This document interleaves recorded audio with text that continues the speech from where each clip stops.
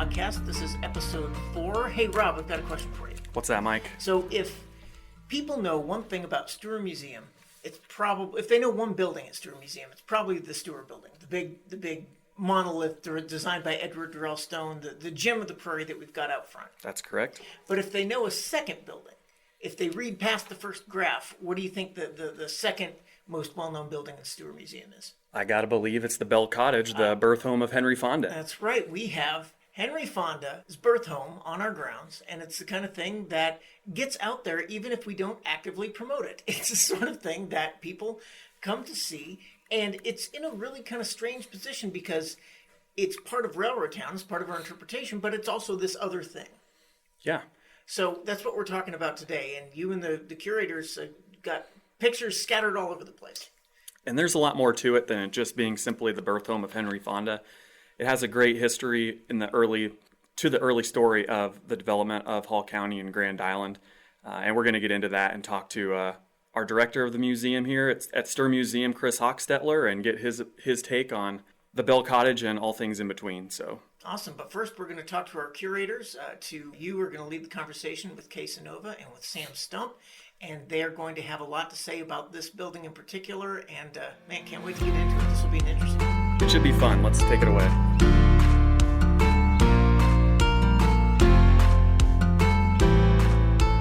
Thank you for joining us on this episode of the Stuhr Crazy Podcast. I'm Rob Nelson. I'm here with our curatorial technician, Samantha Stump, and the director of interpretation, Kay Sanova. And today we're going to be talking about the Belle Cottage, which is a building on our immense property of 206 acres at Stuhr Museum. Kay, what would you like to talk about first? Well, I don't know. There's a lot to talk about when you're talking about the birthplace of Henry Fonda. It's been a big part of the museum's history from the beginning. Well, before we get to Fonda, why don't we start from the beginning?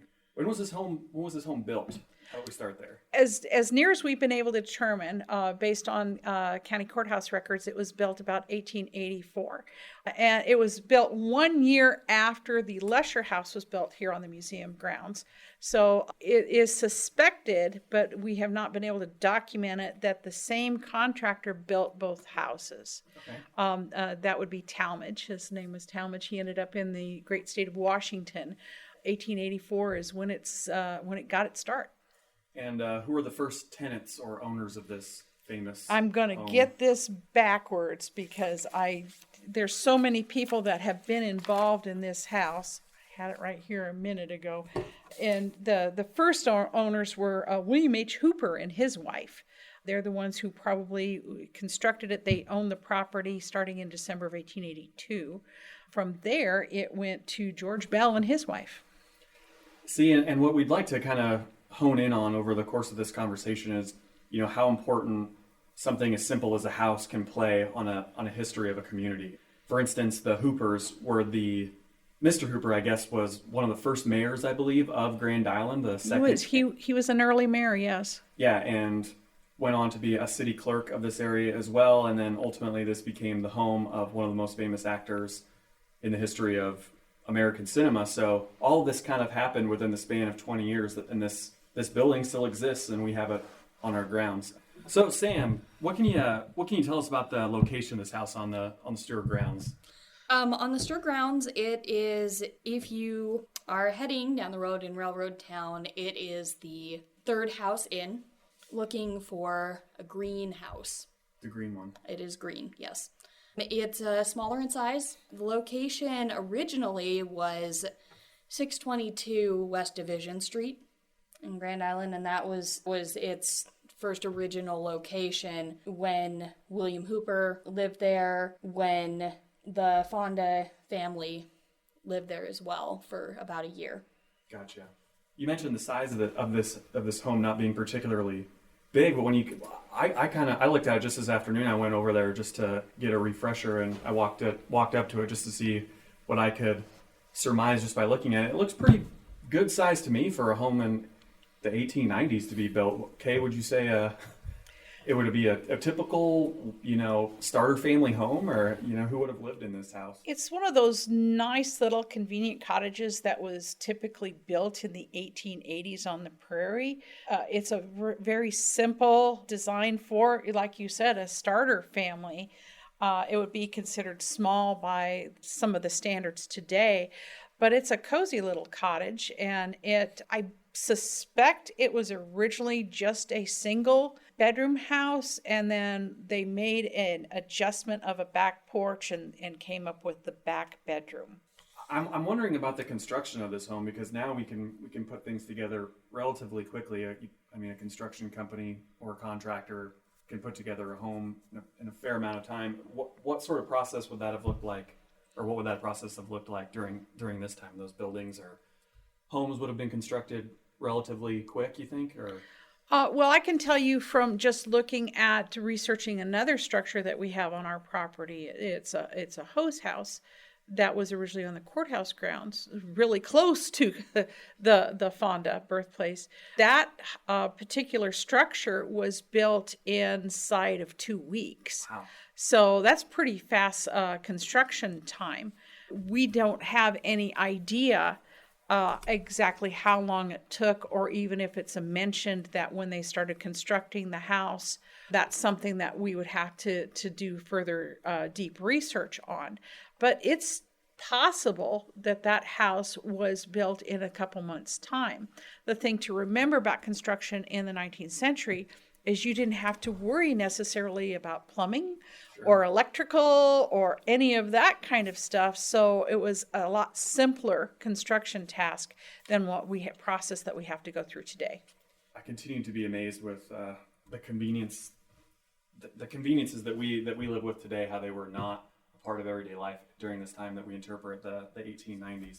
And I've been to the planing mill that we also have in Railroad Town that has the tools that would have been available during the construction of houses like this. And let me tell you, they were not fun to use. There were no electric saws or jigsaws or anything that would have made life easy. It was all done by hand tools. If I'm not It was mistaken. all manpower to manpower. construct all that. Yes.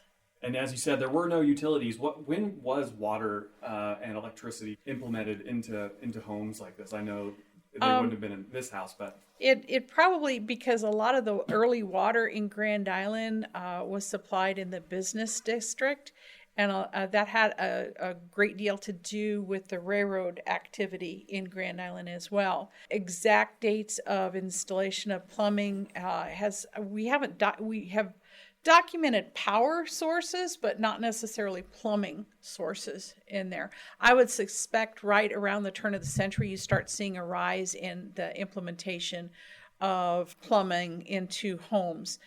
We do know that when we got the house that there was a fully installed bathroom in there, but as to when that was installed, we don't know. Let's move right on into the history of this house and kind of what it lived through, I guess. There's a lot more to it than just this is the birth home of Henry Fonda, because a lot happened during the 1890s, didn't it, Kay?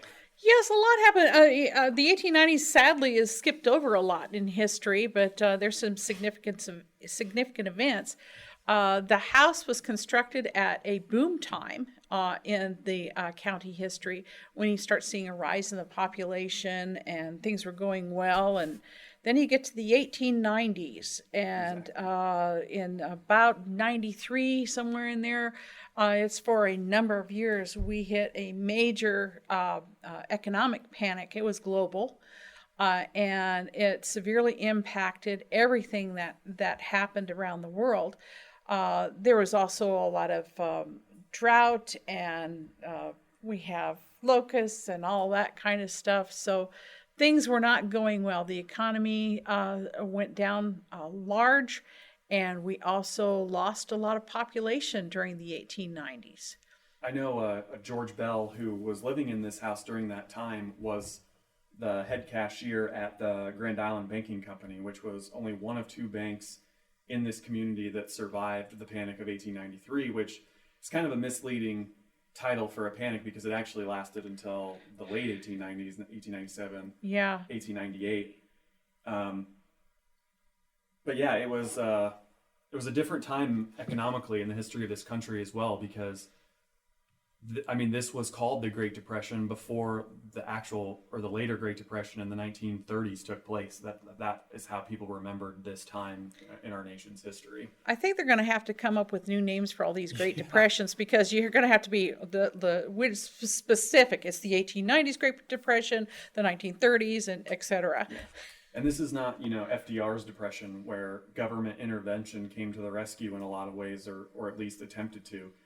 This is the depression of Grover Cleveland and his hands-off economic policy of the market will correct itself, and the invisible hand in the system with Adam Smith is going to fix everything, and just let it happen and everything will work out. And it really didn't for a really long time. And not to insert my own political beliefs in here at all. But I think that's probably why the recovery took so long. And it was devastating, but the nice thing about it is when you look at that period of time here in Grand Island, the 1890s, is you saw a lot of the people of the community step up and kind of fill some of the roles out of taking care of the less fortunate and making sure people were okay.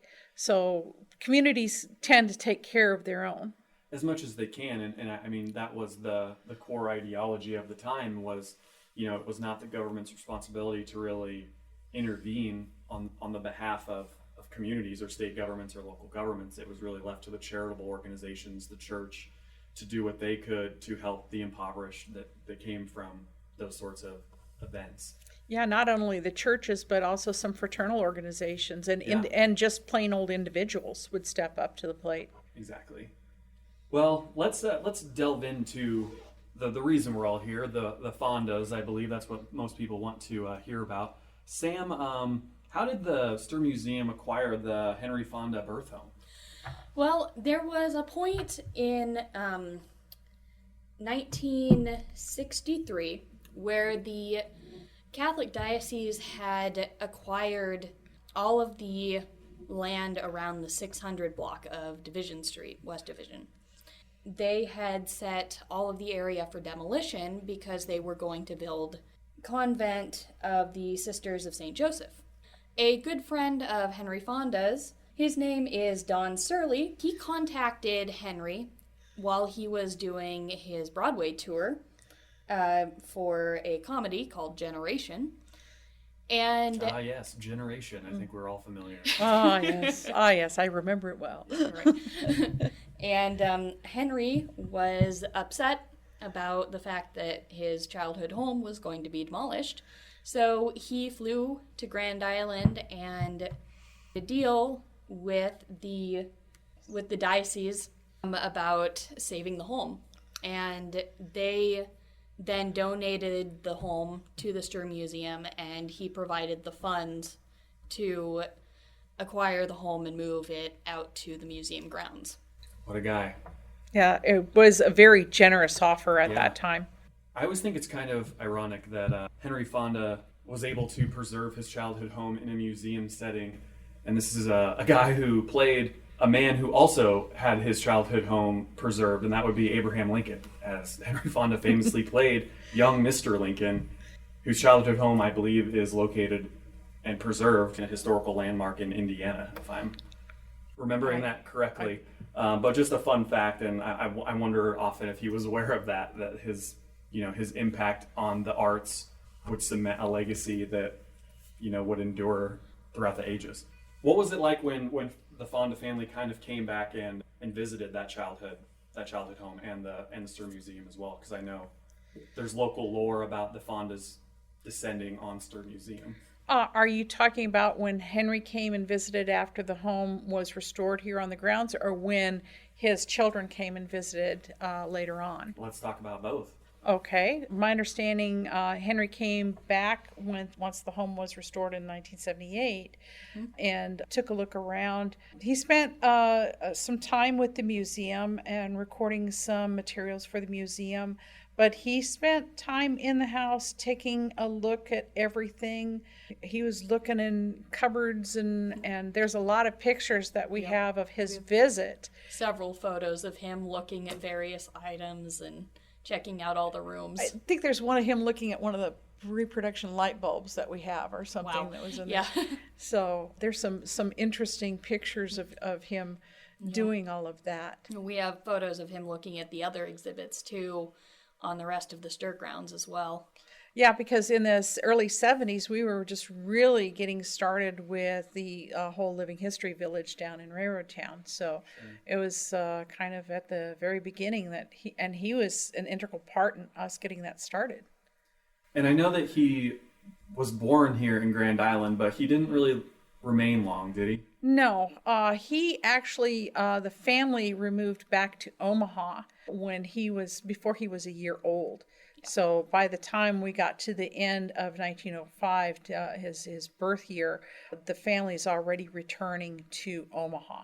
What about the Fonda family on their visit to Stuhr Museum? That was a really interesting time because we had the entirety of the Fonda family. Both Peter and Jane came, and Peter's family and Jane, members of Jane's family, and I believe cousins of Henry's as well. They came and they toured the grounds. We had a really nice kind of gala dinner in the Stuhr building, and that was when the highway in front of the museum was dedicated, Henry Fonda Memorial Highway. And they also spent a great deal of time just on their own in the Fonda House. We had 2 interpreters in the house, and everybody else was kept out while the family was in visiting the house. I can remember I was outside at one of the fences or one of the gate entries to it, and I can remember hearing the piano being played inside, and I found out later that that was Ted Turner playing the piano in the parlor in the Fonda House. Does the Stuhr Museum have any relationship with the Fonda family to this day? Yes, actually we do. The Fonda family still checks up on the house periodically. They have sent financial support periodically. And I think they just like knowing that the house where Henry was born is taken care of. Well, I think that's going to do it for the first segment of this week's episode of Stuhr Crazy, talking about the Belle Cottage here on our grounds. I'd like to thank Sam Stump and Kay Sanova from our curatorial staff and interpretation staff here at the museum. Stick with us, and after a brief pause, we are going to have an interview with Stuhr Museum Director Chris Hochstetler. Today's podcast is brought to you by Merrick Planing Mill, the only planing mill in Railroad Town, located on Depot Street. We do stair building, wood turning, scroll sawing, tanks made to order, all kinds of woodworking machinery in connection. All work done with neatness and dispatch. Satisfaction guaranteed. Woodwork for sale at the most reasonable rates. See Mr. Dudley and Mr. Hunt, the best millwrights in town. Okay, Rob, we are here with Chris Hochstetler, Stuhr Museum's Executive Director, and after that conversation with the curators, we're going to talk a little bit less about Henry Fonda's childhood history and more kind of about his life as an artist, which is a conversation I'm really interested in having. Yeah, absolutely. I'm going to bring Chris in here. I know he's anxious to talk a little bit about the grounds because he grew up here in Grand Island as well, and I'd like to hear his own take on some of the structures we have, but especially the Belle Cottage. So without further ado, Chris Hochstetler, looking forward to this conversation. If I could just ask you right out of the gate, what do you find unique about this building, the Belle Cottage as we called it, which is also the birthplace of Henry Fonda? Yeah. Right. Well, in to a degree, I guess I grew up with the Belle Cottage. I was born and raised here in Grand Island, and I was born in 1967. The cottage was actually brought out here in 1966. So you have, in my mind, or frame of reference anyway, I kind of grew up with it. It was always kind of an iconic part of Stuhr Museum. In that time frame, Henry Fonda, of course, was still a very well-known part of our culture here as Americans. Just iconic as well. Is a way to describe him. So it was quite an attraction, and people definitely while they still come here to see the Fonda House or the Belle Cottage, if we call it that, back then it was extraordinary. People would travel from far away to see this home where he was born. So yeah, it is, and it's hard to separate also a structure like that from a person with such note as Henry Fonda. For those of you not familiar, the Stuhr Museum actually opened in 1967. Yeah. So Chris was really born and raised with this, almost like this job was preordained for him in a way. But you mentioned growing up and coming to Stuhr Museum. Do you have any experiences that stand out about your early days with this organization? There are a few experiences that stand out to me. My circumstance as a child growing up was somewhat troubled and difficult. I was born to a woman who was many times homeless throughout my childhood. We were very impoverished. Fortunate for me, there was some folks here in Grand Island that really took me under their wing, educators and social workers, and made sure that I got an education and got an opportunity in life to move forward. And I did take advantage of that opportunity. But my times when I would come visit Stuhr Museum were not that much different as children today. Sure. You come out on a school visit or something like that, and you get to encounter things. One of the things that stands out to me in pretty vivid detail is that we had some church events out here. At the time, my mother was involved with the Church of Jesus Christ of Latter-day Saints here in town. And the Mormon Church used to do a big event out here where they would do with hand carts. Sure. And they would commemorate the trek that the Mormons made across the country, really, pulling hand carts. And so there were families out here that would recreate that and reenact that in quite a grand scale. And that always stood out to me, seeing those hand carts being pulled, fully loaded down through Railroad Town. The trek is pretty amazing. For those of you unfamiliar with that history, I suggest you research the Mormon journey across what became the continental United States. And not without strife that it was quite often violent. Yes. As they encountered communities that just rejected their presence, When we're talking about this house in particular, I think one of the challenges is it is Henry Fonda's birth house, but it is also a part of this larger railroad town, right? And to me, that seems like a good metaphor for Stuhr Museum, in that we're doing history, but we're also an art museum. We're doing 1890s, but we're also have a huge collection of farm machinery. So can you speak to the challenge of, I don't want to say doing so much, but just having, I guess, so much out here without the ability, but trying to choose how to focus that into one central thing? Well, yeah, think about it in terms of also Henry Fonda himself, for example. In many ways, I think he, as a person, he might have been a microcosm of what's happening here at Stuhr Museum even. He was well known as an actor, widely known as an actor, and he appears on many lists of being probably the top American actor of all time, or at least on that top, that top short list. Sure. He's right there. And yet he was so versatile in other ways. He wasn't just a screen actor. He was a stage actor. He was a visual artist. It came very effortlessly to him. And then when you look at the house itself, you say, okay, this is a house that was constructed in kind of a funky period. It was at the tail end of the Victorian period. It's not really a Victorian house as you would look at it. But yet it fell into the tail end of that period. It's more of a cottage than a house. It doesn't have necessarily any of the ornate trappings outside the house architecturally speaking that a Victorian house might. But when you go into the house, it has this presence about it. So you take all of those things and you put them in the context of Stuhr Museum and what we're trying to do here. Yes, we portray history. Yes, Henry Fonda was a very fine film actor, right?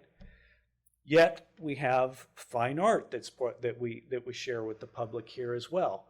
Yet Henry Fonda was a visual artist as well, a very good visual artist, by the way, very a noted, at least a somewhat noted visual artist. You look at the house itself. Does it fit in with what we're doing? Yes, it does. But in some cases, in some sense, it doesn't, as well. So you also look at the house from the context of he was born there, wasn't necessarily raised there, maybe the first couple of, first year or so of his life. That was it. So it's just this strange mixture. And in some cases, Stuhr Museum is that in and of itself. You're exactly right. And real quick, before we get into the visual artist side of things, I'm going to movie nerd out for just a second. Please if do. People don't argue for Henry Fonda. I'm going to make my quick thumbnail argument for him as one of the greats. Is that if you contrast The Grapes of Wrath, where he played probably the most humble, one of the most iconic American characters, right? Tom Joad. Tom Joad, exactly. Yeah. Bruce Springsteen wrote a song about him, right? You can't get more American than that. And then you go all the way to the other end of the spectrum with My Darling Clementine, where he is the most despicable, disgusting villain that you've seen in a Western, this side of anything. Yes, I'd put him up against Brando, even though, he wasn't necessarily of the Meisner method, or he wasn't, this great groundbreaking thing. His range was just exceptional. I don't think he gets enough credit for that. Anyway, that's my quick aside. And I think, and to kind of riff on that aside just a little bit, I think that's because I question whether he was really acting. It was natural. He said that. It was natural. And yes, he did say that. And I know Jane, his daughter went to him later when she was establishing her own career. Sorry to cut you off there. But I think, that's great. And I think she said, Dad, what can I do? What do you do to prepare? And he says, I don't know what you're talking about. That's right. And it really made him kind of, it was a little bit unnerving for her to ask him that, because he didn't really know how to respond, because he didn't quite get what she was, he kind of didn't just understand what she was even asking of him, because it was so just natural for him to just bring it and be there. Well, and I think it frustrated her to a degree. They had somewhat of a tumultuous relationship. It was kind of up and down. And, one of my favorite films of what he won the Academy Award for, which a lot of people recognize him for, but maybe we can get into that a little bit later. But I do think that really was a real portrayal of what their relationship was like. On Golden Pond. On Golden Pond, of course. And he won the Academy Award and then died a few short months later, which in my opinion, regarding Henry Fonda, we've already mentioned some of his earlier work, but wow, to have a guy who could really just be natural, and you would have to question, is he even acting, for him to take the last years of his life to win an Academy Award after 50 years of work seems a little bit criminal at best. Over 90 films that he was in before he actually won that. And this is how I had this written down to ask to our kind of group here, and to you, Chris, especially, and we've touched on it. And what is it about Fonda that kind of makes him stand apart in our eyes as like a cultural treasure in American cinema or in American life? We're touching on that now, and one of the things I would add is I think he brings like a Midwestern mentality of that sort of level-headedness, the quote unquote the good man sort of a thing, and a very in his roles like 12 Angry Men or Young Mr. Lincoln. Is that the title, Young Mr. That's Lincoln? Right. Where he just kind of plays this he approaches something not in a eccentric, over the top acting way, but it's a very humble approach. I don't know what else to say there. I see what you're getting at, and he did that very well. And then he could twist it and turn it a little bit, and even if he didn't know he was doing it, which I think is a mark of his versatility, and what makes him stand out is that he can do Tom Joad, he can do 12 Angry Men, and then he can blow you away with something like Clementine. And definitely also juxtapose him to some of his contemporaries of the time, and they were really very different. I mean, you had the real tough guys, John Wayne, and actually Henry Fonda had roles in John Wayne films, you know, Spencer Tracy. These were kind of some more, I don't know. I mean, they looked the part. Henry Fonda didn't necessarily look the part. I mean, he was a good-looking guy, but you wouldn't necessarily look at him and say, "Oh, yeah, that's going to be a tough guy like John Wayne role or something like the larger than life, you know, type thing." But yet, through his roles, he definitely was larger than life, and I would argue in many cases probably left a more lasting impact. But I agree with you, Rob. I think that he did bring a decidedly Midwestern approach to things. One of my favorite roles he's in is in Failsafe, where he plays the president, and it's a movie maybe lost now to history. I don't know. That's Right. the nuclear bomb. Right? Yeah, exactly. Or a black and white, great movie where he is trying to communicate with the Soviet Union at the time to stop a nuclear holocaust. Right. And you believe it so much because he just brings that sense of calm, and of course he was elected because he's almost America's dad in a way, is how I would describe him. Yeah. But if maybe we can shift gears here a little bit and maybe talk about his artwork. And I know Chris comes from an extensive background in the art world. Are you familiar with Henry Fonda's artwork? I am. I actually have one of his prints, and it's a print of one of his watercolors that he actually did when he did On Golden Pond. It's a fairly noted print. I don't know if other of you are familiar with it, but it shows 3 hats, and they were the hats that he wore during On Golden Pond, and they're kind of side by side. One of those hats, incidentally, was Spencer Tracy's hat. And Spencer Tracy gave the hat to Katharine Hepburn.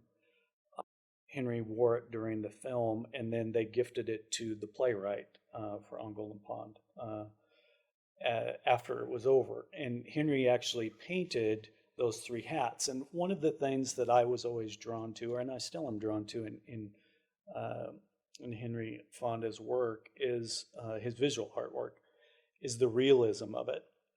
When you look at his work, it is meticulously real, and it stands to reason because he was friends with a very well-known artist named Andrew Wyeth, great American artist who also kind of followed in the footsteps of those earlier painters as far back as the what we call the Dutch realist period, which was a period from the late 1600s, on up to the early 1700s. And Rembrandt would have been probably the leading figure, Dutch figure that came from that period. And if you look at a Rembrandt type things in Henry Fonda's work, just the realistic nature of it really captures you. And I find that compelling because it's tough to make a piece of artwork look real. Sure. It is. It's difficult. We've had so many movements in the world of art since then, and right now we're in a contemporary art phase. It's a kind of an extension of abstract art, and not everybody can approach that. It's not real accessible. But there's something about coming upon a piece of work that just looks real.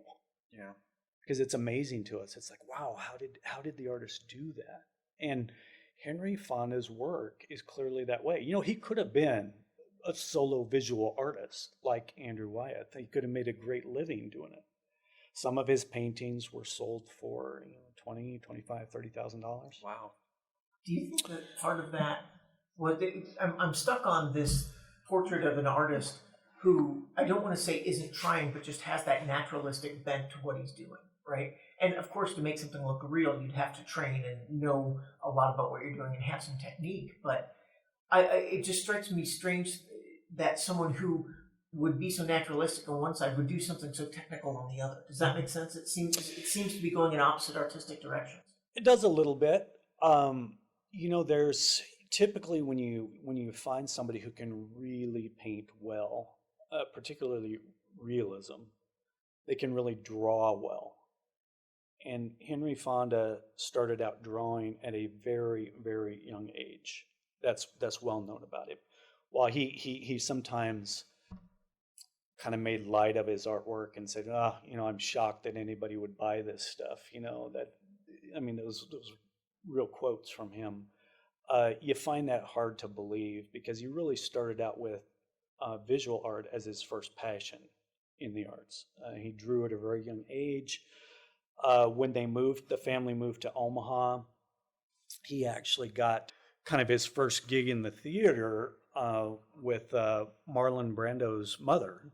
Actually said, hey, you need to try out for a role in community theater. And by the way, the Omaha Community Playhouse that exists today is the nation's largest community playhouse. I don't know if anybody knew that, but it is extraordinary to go to. And there are many, many, many callbacks to Henry Fonda's career, stage acting on those particular stages in Omaha. So it's a great place to visit if you're a Fonda lover. But much of his work at the Playhouse was set design, painting, drawing. Oh, I didn't know that. And that was a lot of Henry's work at the Community Playhouse. And he actually got a scholarship, an art scholarship, to go to Parsons School of Design because of his drawings. And he ended up not going and then pursued a career in acting. I know he went to the University of Minnesota for a time, and then ultimately came back and started to pursue acting in Omaha. I know that he originally went to college in Minnesota, but he never finished. And when he began to pursue acting in Omaha, he was encouraged by Brando's mother, of all people, to continue and to move to the East Coast, which he ultimately did. And I think he was in New Hampshire for a while before making it all the way to Broadway. Mm-hmm. I believe he was in the Navy for a time. And some of his earlier roles on stage actually were kind of informed by his own experiences in the Navy. Yeah, I'm fascinated by him in general. When you look at Henry Fonda and you see, I think the other thing that is really an attraction about Henry Fonda, to me anyways, is first of all, being from Grand Island, born in Grand Island, from Nebraska, someone of that stature. Brando's the same way, from Omaha, but a little bit different for me because we're talking Grand Island. He may be one of the most notable figures to come out of Grand Island. He is at the top of his game. You look at him as a creative spirit. I'm connected to him. I look at his visual artwork and I say, wow, I wish I could do that. He used a medium that I really appreciated, which is watercolors. Sure. He did a lot of oil paintings too, but watercolor was one of his favorites. You look at his watercolors, they're extraordinary.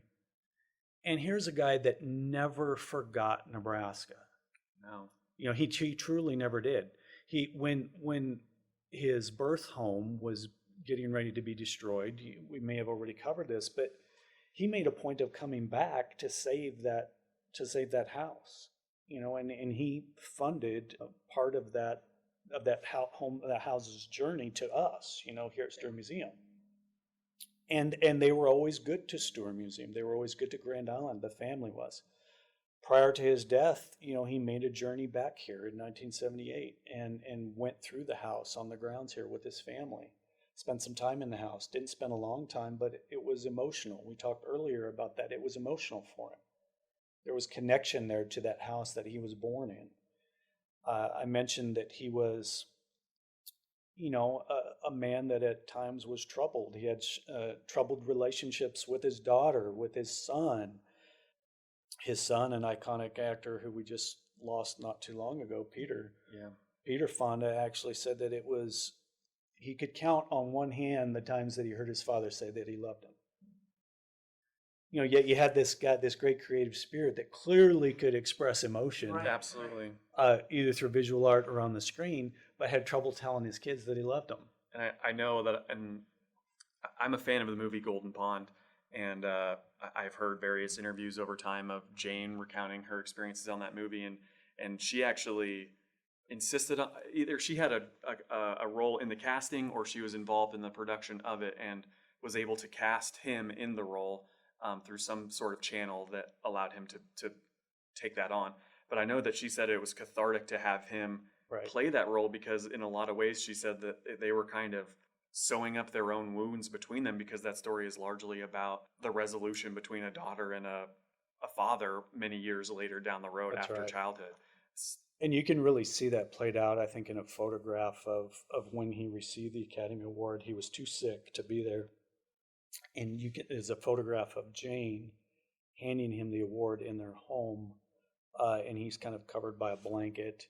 You can see he's basically kind of bed bound a little bit. Sure. And she's passing that off to him. And you could see that that's kind of the culmination of that whole journey through that film that was cathartic for them to make together. But yet that strife still existed between them because they lost all those years together. And I think right before that, or either right after, I'm not sure which, but he was given a Lifetime Achievement Oscar in a special category for himself. He did accept that award in person, so it was probably before the Golden Pawn Oscar. But that's right. Almost a statesman of the art at that point, you could tell. I mean, introduced by Robert Redford at the presentation, standing ovation by the entire Academy. It was really something to see. Well, can we throw one more question at you, Chris? Sure. Do you have a favorite piece of artwork completed by Fonda, or a favorite acting role from his career, or both? We can. I think both. I mean, that clearly the Three Hats, because it's connected to one of my favorite films, and that's on Golden Pond. And then you unpack that story with the hat from Spencer Tracy, the Katharine Hepburn. I mean, good grief, the Academy Award, and then you see the actual hat gifted to and the original piece, by the way, too, that Fonda painted. The original piece gifted to the playwright. That's pretty incredible. And so I would have to say On Golden Pond is one of my favorite films of all time. But 12 Angry Men, wow, you can't. That is a film, and I think that film was actually made in maybe 1957 or 58. I forget. It's late 50s, I'm pretty sure. But that film has stood the test of time. It's a film you can go back to time after time after time and try to analyze, the social things going on, the relationship things going on, it's so timely, and I think it will always be timely. So much like Henry Fonda will always be timeless for us. And so it's important that I think people do remember Henry Fonda, remember where he's from, remember that there's a little piece of him still at Stuhr Museum. And I think when you walk to that house, you can actually kind of feel that spirit. I think there should be an award added to the Academy Awards that is, we messed up. Because I think it's a crime that he didn't win the Academy Award for 12 Angry Men. I think it's one of the best movies. Or Grapes of Wrath. I mean, and we can go through, Al Pacino didn't win for Godfather, which, what? So those sorts of things, but side note. And don't forget him as a visual artist. Yeah. And I... visit the internet and just Google Henry Fonda, art paintings, and you'll see how good he was. He definitely could have been a visual artist. Well, I think we can leave it there. I think so. Chris, I really appreciate you stopping by and taking the time to discuss your own background with Stuhr Museum and also the great Henry Fonda. Thank you.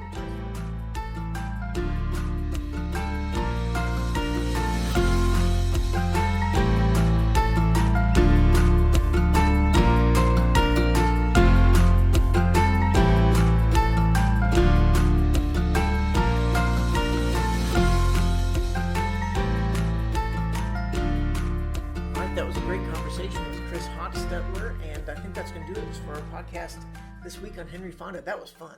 Yeah, I really enjoyed that. Yeah. So next week, what are we up to?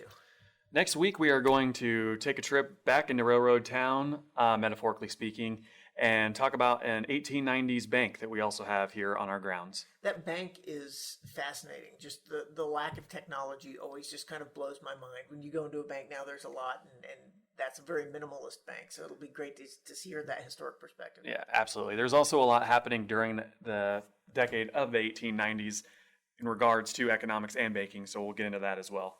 All right. Well, please join us next week for the Stuhr Crazy Podcast. As always, please tell your friends about this podcast any way you can, and we appreciate you listening. See you next week. Yep, sounds good.